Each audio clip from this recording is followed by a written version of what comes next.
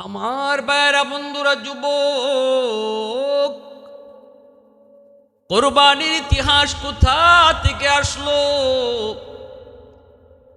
আদি পিতা আদম আলাইহিস সালামের অনেক সন্তান ছিল। এর মধ্যে দুইজন সন্তানের নাম ছিল হাবিল আর কাবিল। কাবিল ছিল বড়, হাবিল ছিলেন ছোট। কাবিল ছিল একটু বেপরোয়া, একটু বেয়াদব টাইপের, কথাবার্তা কম মানতো, কম শুনতো, আদব আখলাক কম ছিল। হাবিল ছিলেন বড় ভদ্র, বড় নম্র। আদম আলাইহিস সালাম এবং মা হাওয়া আলাইহিস সালামের মাধ্যমেই আল্লাহ পাক দুনিয়াতে মানব জাতির সৃষ্টি করলেন। মানব জাতির প্রচলন শুরু হলো। কেমন করে হয়? তাদের গর্ভে আল্লাহ পাক জোড়ায় জোড়ায় সন্তান দিতেন।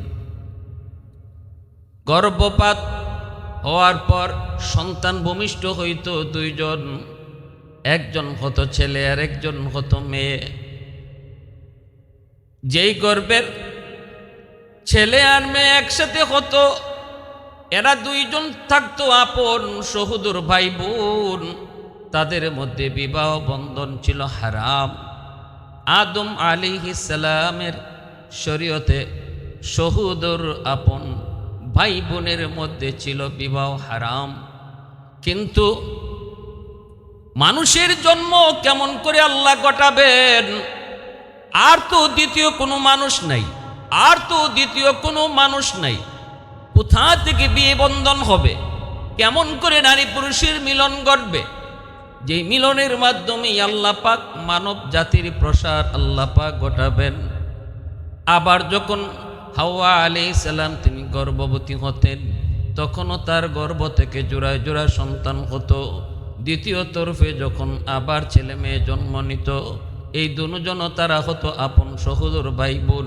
একজন আরেকজনের সাথে বিবাহ হারাম, কিন্তু বিবাহ বন্ধন শরীয়তে আদম আলাইহিস সালামের শরীয়তে বৈধ করে দিয়েছিল।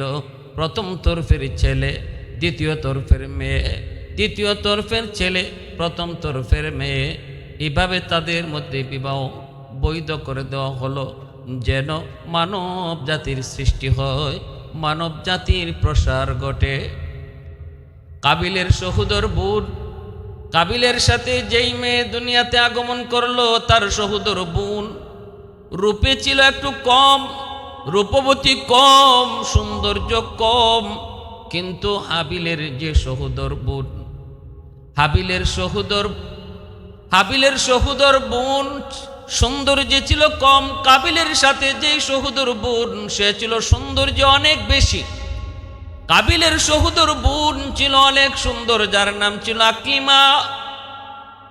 আদম আলাইহিস সালামের শরীয়তের বিধান মোতাবিক কাবিলের সহোদর বোনকে বিয়ে করবেন হাবিল, আর হাবিলের সহোদর বোনকে বিয়ে করবে কাবিল। যখন এই শরীয়তের বিধান তাদের মধ্যে ধার্য করা হলো, কাবিল এটাকে মেনে নিতে পারল না। কাবিল কয়, আমার সহোদর বোন আকলিমা অনেক সুন্দরী, আমি তারে বিয়ে করব। আদম আলাইহিস সালাম বলেন, এটা তো বৈধ নয়, এটা তো আল্লাহ পাক হারাম করে দিয়েছেন, সহোদর বোনকে বিয়ে করা যাবে না।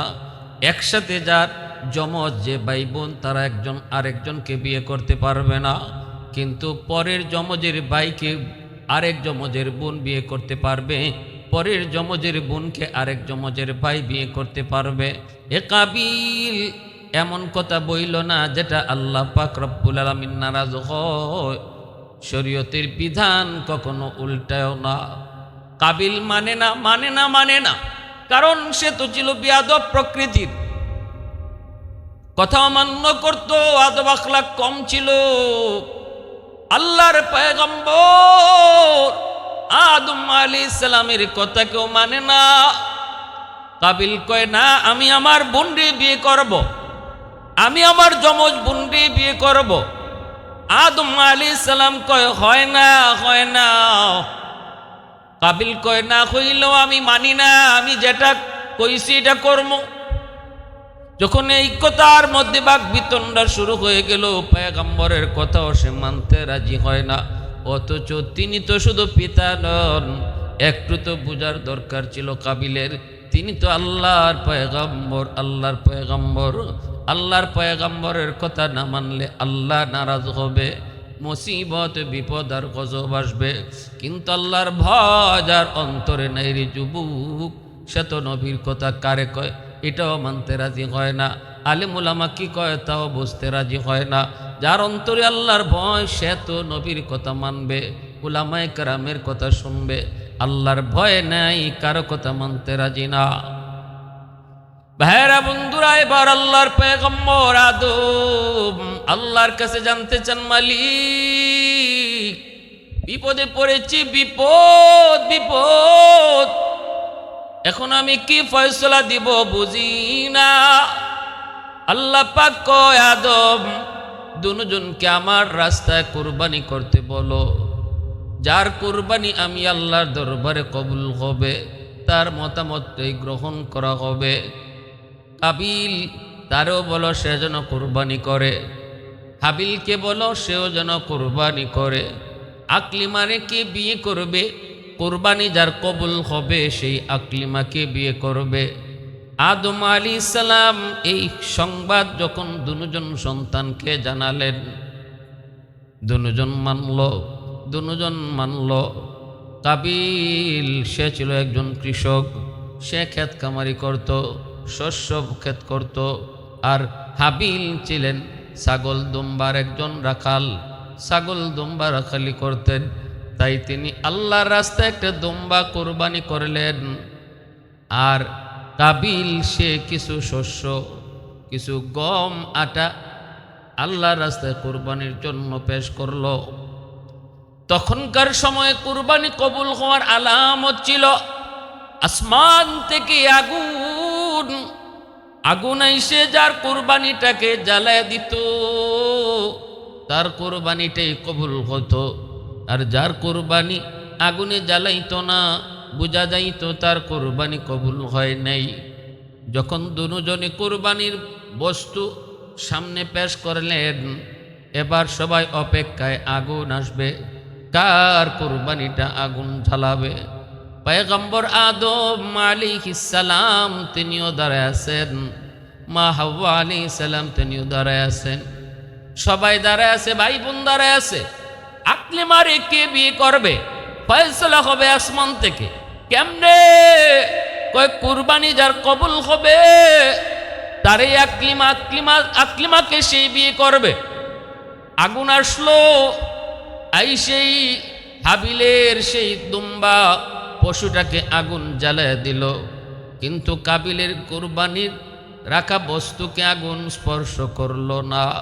এতে করে প্রমাণ হয়ে গেল হাবিলের কুরবানি আল্লাহর দরবারে কবুল হয়েছে, কাবিলের কুরবানি কবুল হয় নাই। আকলিমারে বিয়ে করবেন হাবিল, কাবিল নয়। ফয়সালা আর নবীর কাছে না, ফয়সালা আসমান থেকে হয়ে গেছে। এত সুন্দর ফয়সালা হওয়ার পরও কাবিল মানে না, কাবিল এরপরে জিদ করলো। এমন জিদ প্রকাশ্যেই বলে ফেললো, এ হাবিল তোরে আমি খুন করমু, তোরে আমি হত্যা করমু। প্রকাশ্যে সে ডিক্লেয়ার দিয়ে দিল, খুন করার কথা বলল। ভাইরা বন্ধুরা, সর্বপ্রথম কুরবানিও চালু হয়েছে তাদের কুরবানির মাধ্যমে। আর এখন যে ঘটনা ঘটতে যাইতেছে খুন খারাপি, এটাও সেই কাবিলের মাধ্যমে। কুরবানির রসুম চালু হয়েছে আদম আলাইহিস সালামের সন্তান হাবিল আর কাবিলের কুরবানির মাধ্যমে। সেই দিন থেকে কুরবানি আজও পর্যন্ত পৃথিবীতে চালু রয়েছে। সকল নবী রাসূলগণের মাঝেও কুরবানির আদেশ জারি ছিল, সকল পয়গম্বরগণের মাধ্যমে কুরবানির আদেশ জারি ছিল। লিকুল্লি উম্মাতিন জাআলনা মানসাকা, আল্লাহ কয় প্রতিটা উম্মতের জন্যই আমি আল্লাহ কুরবানিকে তাদের জন্য একটা হুকুম জারি করেছিলাম। কাবিলে কয় আমি তোরে খুন করব, করেই ফেললো। ভাইকে ভাই খুন করে ফেলল। হাবিল কাবিলের হাতে খুন। এ মানব জাতির ইতিহাসের সর্বপ্রথম খুন, সর্বপ্রথম হত্যা।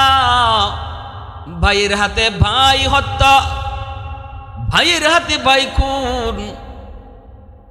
মনে রাখবা, যে জিনিস যে প্রথম চালু করে সেটা যদি ভালো হয়, এই ভালো জিনিস যতদিন পর্যন্ত জমিনে চলবে, শুরু করেছিল, চালু করেছিল যে তার আমল নামায় প্রত্যেকটা ভালো কাজের সওয়াবের অংশ সে পাবে, ঠিক তেমনি ভাবে মন্দ কাজের শুরু যে করবে, খারাপ কাজের শুরু আর প্রচলন যে শুরু করবে, যতদিন পর্যন্ত এই খারাপ কাজটা দুনিয়ায় চালু থাকবে, যারাই করবে তারা যেমন গুনাহগার হবে, গুনার একটা অংশ সর্বপ্রথম যে চালু করেছিল তার আমল নামার অ্যাকাউন্টও গিয়ে জমা হবে।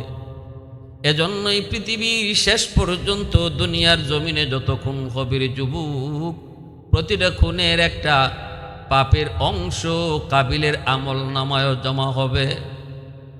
ভাইরা বন্ধুরা, এজন্য বলছিলাম, কাবিল হাবিলকে খুন করে ফেললেন শুধুমাত্র সুন্দরী বোনকে বিয়ে করার জন্য।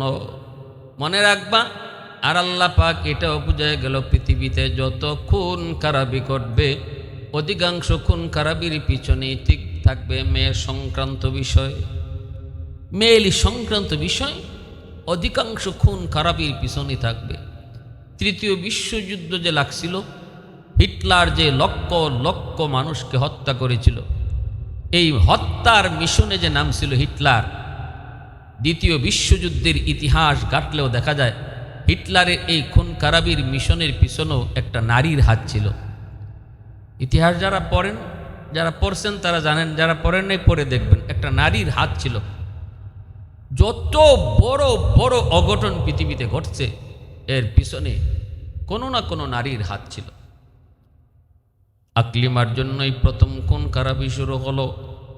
আকলিমাকে কে বিয়ে করবে এই নিয়ে কাবিল জিদ বাঁধল, ভাইকে খুন করে ফেলল, কিন্তু লাশ কেমন কি করবে, কেমনে কি করবে কিছুই বুঝে না। লাশটা রেখে আগুনে জ্বালায় দিবে, নাকি পানিতে ফালায় দিবে, নাকি মাটিতে চাপা দিবে, নাকি টুকরা টুকরা করে ফেলবে, কি করবে কিছুই বুঝে পাচ্ছিল না। বেদিশা হয়ে গেল কাবিল, বেদিশা হয়ে গেল।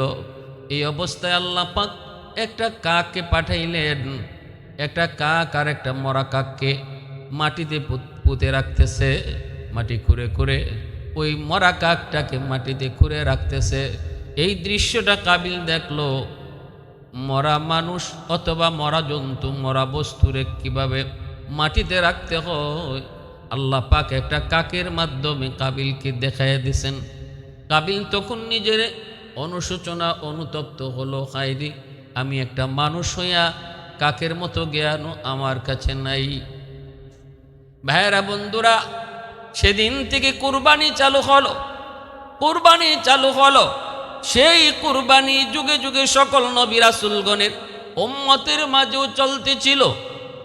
শেষ পর্যায়ে ইব্রাহিম আলাইহিস সালাম আর ইসমাঈল আলাইহিস সালামের কুরবানির মাধ্যমে আল্লাহ পাক রব্বুল আলামিন কুরবানির তাৎপর্য, কুরবানির মূল রহস্য গোটা মুসলিম জাহানের মানুষের কাছে, উম্মতের কাছে আল্লাহ পেশ করলেন। আদম আলাইহিস সালাম থেকে কুরবানি চালু হয়েছে, কিন্তু কুরবানির মূল রহস্যটা ইব্রাহিম আর ইসমাইলের কুরবানির ঘটনা থেকে আল্লাহ পাক আমাদেরকে বের করে দিছেন। কেমনে কিভাবে? এ আল্লাহর গোলাম, একটু দিলটা নরম করে কথাগুলি বুঝো। ইব্রাহিম আলাইহিস সালামের কলিজার টুকরা সন্তান ইসমাইলকে যখন আল্লাহ পাক কুরবানির নির্দেশ দিলেন, প্রিয় বস্তু কুরবানি করো, স্বপ্নে দেখলেন। স্বপ্ন নবীদের স্বপ্ন, এটাও ছিল ওহী। স্বপ্নে দেখে ইব্রাহিম আলাইহিস সালাম ইসমাইল আলাইহিস সালামকে কোরবানির জন্য প্রস্তুতি নিলেন। পরীক্ষা দিতে চান, মালিক তামাম দুনিয়ার সব তোমার জন্য আমি কোরবানি দিতে পারি, শুধু আমার সন্তান ইসমাইল না, ৮৬ বৎসর বয়সে ইসমাইলকে আল্লাহর কাছ থেকে দোয়া করে আনছেন। ইব্রাহিম আলাইহিস ইসলামের বয়স যখন ৮৬, বৃদ্ধ বয়স, সন্তান সম্ভাবনা আর নাই, তখন আল্লাহর কাছে দোয়া করছেন, রব্বি হাবলি মিনাস সালিহিন। আল্লাহ কয় ফাবাশশারনাহু বিগুলামিন হালিম। ইব্রাহিম কয় আল্লাহ আমারে সন্তান দাও, এক সন্তান। আল্লাহ কয় যাও, তোমাকে ধৈর্যশীলদের সহনশীল একটা সন্তান তোমাকে দান করার সুসংবাদ দিলাম। সেই সহনশীল সন্তান হলেন ইসমাইল আলাইহিস সালাম। ইসমাইল আলাইহিস সালামের বয়স যখন 13 থেকে 14 বছর, মার হাতেই লালিত পালিত হয়েছেন মক্কার জমিনে। ইব্রাহিম খলিল আল্লাহর বন্ধু, তিনি তো আছেন ফিলিস্তিনে, সেখান থেকে তিনি আসেন না। প্রথম বিবি সারার সাথেই সেখানে আছেন, দ্বিতীয় বিবি হাজেরা সহ ইসমাইল, শিশু ইসমাইলকে বনবাস দিয়ে রাখছেন মক্কায়। মার হাতেই লালিত পালিত ইসমাইল বয়সে যখন পৌঁছলেন 13-14 বছর, যেই বয়সটা হলো বাপমার কাছে সবচেয়ে প্রিয়, কারণ এই বয়সের সন্তান মাকে মা কইয়া ডাকে, বাবাকে বাবা কইয়া ডাকে, বাবার আঙ্গুল ধরে হাঁটে, মুখ ভরে ভরে আব্বু কইয়া ডাক দেয়। বাবার দিল ঠান্ডা হয়ে যায়, শীতল হয়ে যায়। মা ডাক যত শুনে মার কলিজা শীতল। পৃথিবীতে মা ডাক আর আব্বু ডাকের চেয়ে সুন্দর আর মজার কোনো ডাক নাই রে যুবক। যত বেশি বেশি মারে মা কয়া ডাক দেয়, মার দিল ঠান্ডা হয়। বাবারে যত বেশি বেশি কয়া সন্তান আব্বু কয়া ডাক দেয়, বাবার কলিজা শীতল হয়। সন্তান যখন আব্বুকে আব্বু কয়া ডাকে, মাকে মা কয়া ডাকে, এই বয়সটাতে সন্তানের প্রতি বাপ মার দরদ দ্বিগুণের দ্বিগুণ বেড়ে যায়। ফেরেশতারা কয় মালিক, তোমার খলিল তো মনে হয় তোমার চেয়ে বেশি ইসমাইলকে ভালোবাসে। শেষ বয়সে দোয়া করে পাইছে, আবার সন্তানটাও কত সুন্দর, কেমনে আব্বুকে বাবার হাত ধরে হাঁটে। আল্লাহ কয় অসম্ভব। কয় না গো মালিক, মনে হয় তোমার চেয়ে ইসমাইলকে বেশি ভালোবাসে। আল্লাহ কয় তাহলে দেখো পরীক্ষা, আমার বন্ধু খলিল আমার ভালোবাসার সামনে কলিজার টুকরা সন্তানকেও কুরবানি দিতে রাজি। দেখতে চাও বলে দেখতে চাই, তাহলে ইব্রাহিম পারবানি পারবানি পারবানি আমি আল্লাহর হুকুম মানার জন্য সন্তান ইসমাইলকে কুরবানি করতে। আল্লাহর খলিল লাব্বাইক কইয়াই তিনি পরীক্ষা দেওয়ার জন্য রেডি হয়ে গেলেন। ইসমাইলকে সাথে নিয়ে রওনা হয়ে গেলেন। বিবিকে বললেন, বিবি গো, আমার ইসমাইলকে তুমি রেডি করে দাও। ইসমাইলকে সাথে নিয়া ইসমাইলকে সাথে নিয়া দাওয়াত খাইতে যাব। দাওয়াত বিবিকে কিছু বলেন নাই। বিবি যদি আবার নিষেধ করে, বিবিকে কিছু বলেন নাই, বিবি হয়তো কান্নাকাটিও করতে পারে। দাওয়াত খাইতে রওনা দিছেন ইসমাইলকে সাথে নিয়া। শয়তান ওনাকে ধোঁকা দেওয়ার জন্য আসছে। হাজেরা সাবধান সাবধান, ইসমাইলকে তোমার স্বামী কিন্তু দাওয়াত খাইতে নেয় না, কুরবানি করতে নিয়ে যায়।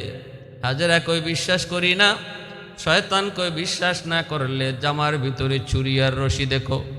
হাজেরা কই অসম্ভব, হয় না, বাবা কোনোদিন সন্তান কুরবানি করতে পারে না। হাজেরার এই কথা শুই না শয়তান কই, হাজেরা তোমরা নারী জাতি আসলেই বোকা। কথা একটা কইছে তুমি বিশ্বাস করে নিছো। কিসের মালিক, কিসের দাওয়াত? মূল মালিক কেটা জানোনি? কয় কেডা? কয় মালিক হলেন আল্লাহ। আল্লাহ পাকের নির্দেশে, আল্লাহর নির্দেশে সন্তান ইসমাইলকে জবাই করতে রওনা দিছি। মিনার পাহাড়ে নিয়ে ইসমাইলকে জবাই করবে।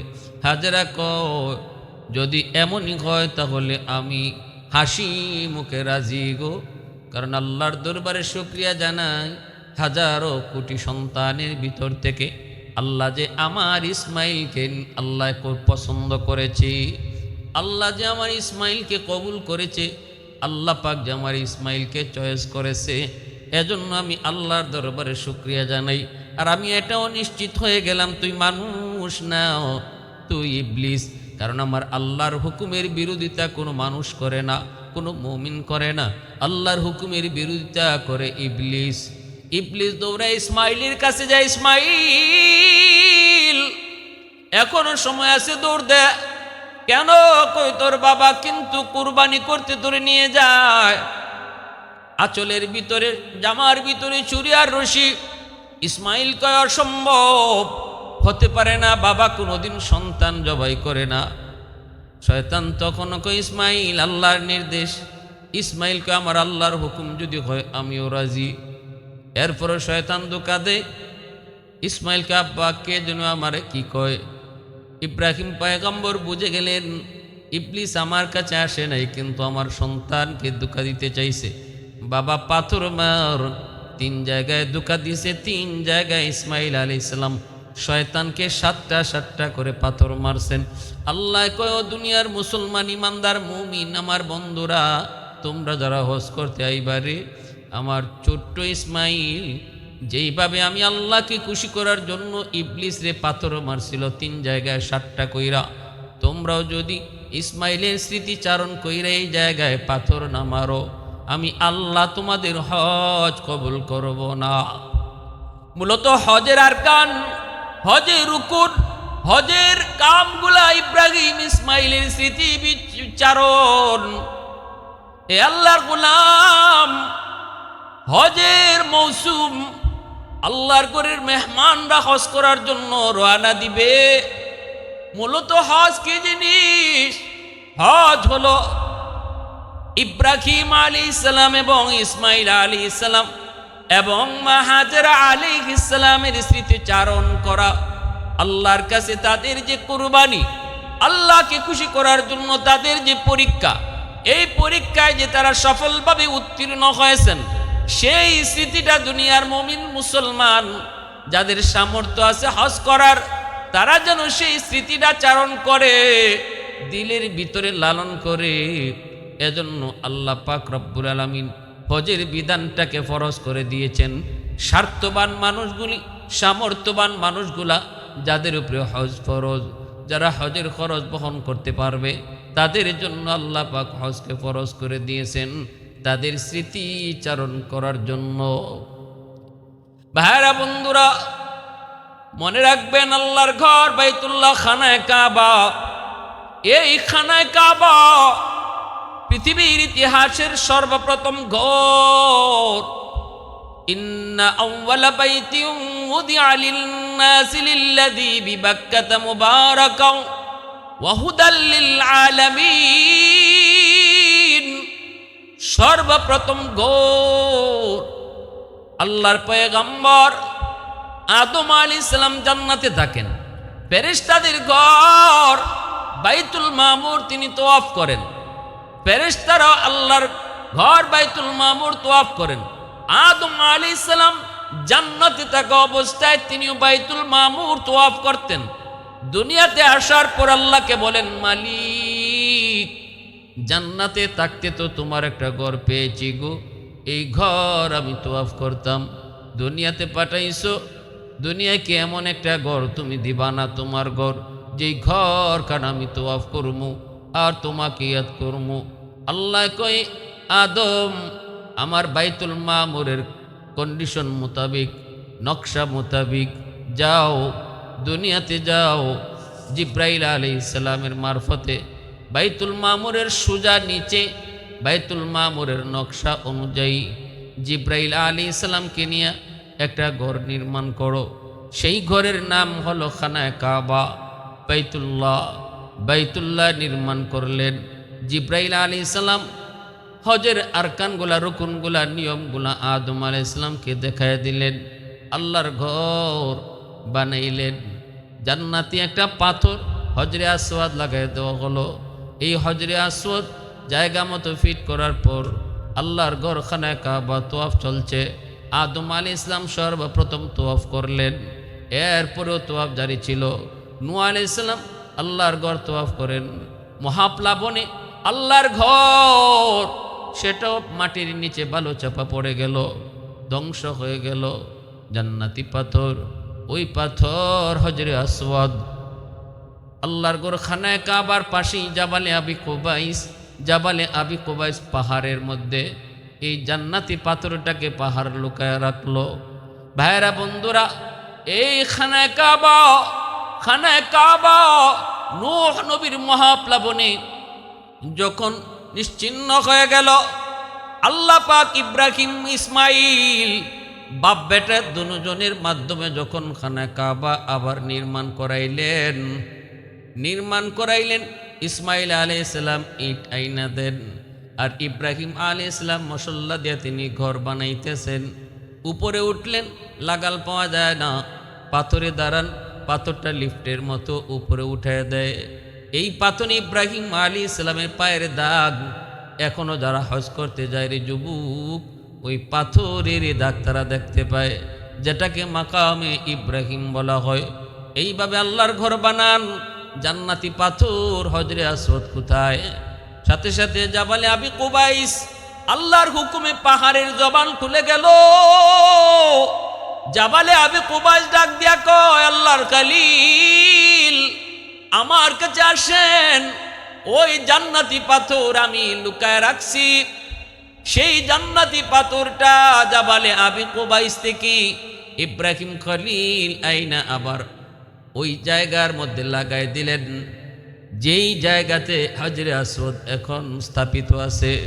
দুধের মতো সাদা ছিল পাথর, মানুষের গুনাহ টানতে টানতে কালো হয়ে গেছে। ভাইরা বন্ধুরা, এইখানায় কাবা আল্লাহ পাকের ঘর, পৃথিবীর সর্বপ্রথম ঘর। বাইতুল মামুরের সোজা নিচে পৃথিবীর মধ্যখানে আল্লাহ পাক তার ঘর নির্মাণ করলেন। 120টা রহমত নাজিল হয় দিনে, 60টা রহমতের ভাগিদার হয় যারা তোয়াফ করে, আর 40টা রহমতের ভাগিদার হয় যারা নামাজ পড়ে। আল্লাহর ঘরকে সামনে রেখে যারা নামাজ পড়ে তারা 40টা রহমতের ভাগিদার হয়, আর বাকি 20টা রহমতের ভাগিদার হয় যারা আল্লাহর ঘর খানায় কাবা শুধু চায়া চায়া দেখে।